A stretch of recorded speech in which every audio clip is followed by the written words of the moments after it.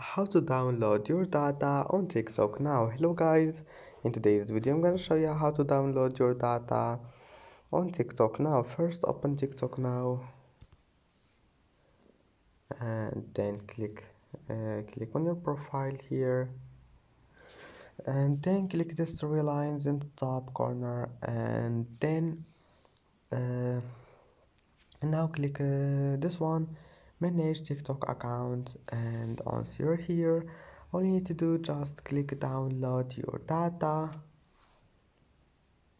and then here's it, click request data and that's it. Then just wait for it.